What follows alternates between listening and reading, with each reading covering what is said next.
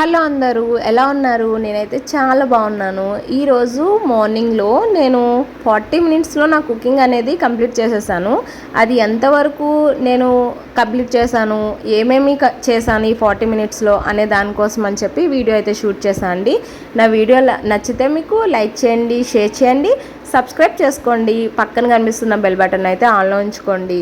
నేను చేసే వీడియోస్ అన్నీ కూడా మీకు నోటిఫికేషన్లు వస్తాయి.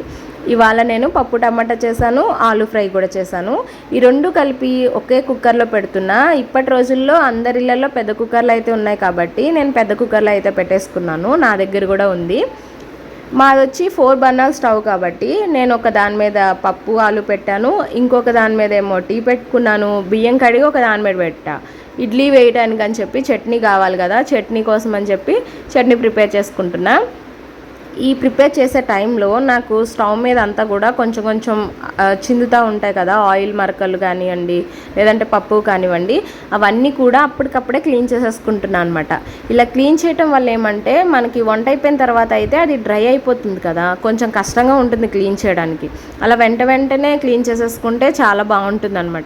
ఎప్పుడు కూడా తడి క్లాత్ని పొడి క్లాత్ని మన దగ్గర ఉంచుకోవాలన్నమాట. ఇలా పడ్డ వెంటనే కూడా తడిదాంతో పొడిదాంతో తుడిచేస్తే మనకి నీట్గా ఉంటుంది. ఎప్పటికప్పుడు కట్ చేసినవన్నీ కూడా కట్ చేసినవి కానివ్వండి, చిన్న చిన్న ప్లేట్స్ గిన్నెలు మనం కుకింగ్ కోసమని యూస్ చేస్తాం కదా, అవన్నీ కూడా అప్పుడే యూస్ చేసిన వెంటనే క్లీన్ చేసేసుకోవాలి.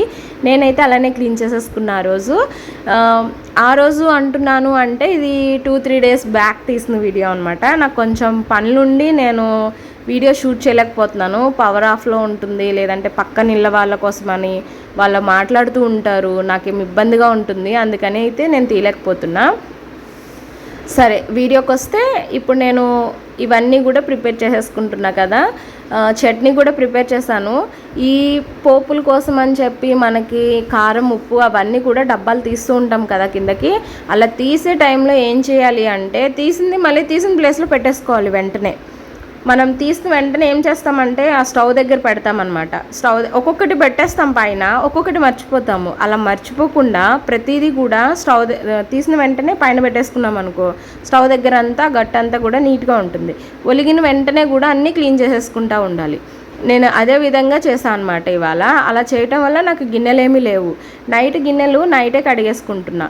అలా కడగటం వల్ల మార్నింగ్ కూడా చాలా రిఫ్రెష్గా ఉంటుందన్నమాట. మార్నింగ్ బాక్స్ ప్రిపేర్ చేసేటప్పుడు ఆ గిన్నెల్లోంచి నేను కావాల్సినవన్నీ తీసుకోవాల్సి వస్తుంది. మళ్ళీ కడిగి మళ్ళీ పెట్టి అంత చిరాకు వస్తుంది అనమాట. అందుకని చెప్పి నైటే క్లీన్ చేసేసుకుంటున్నా.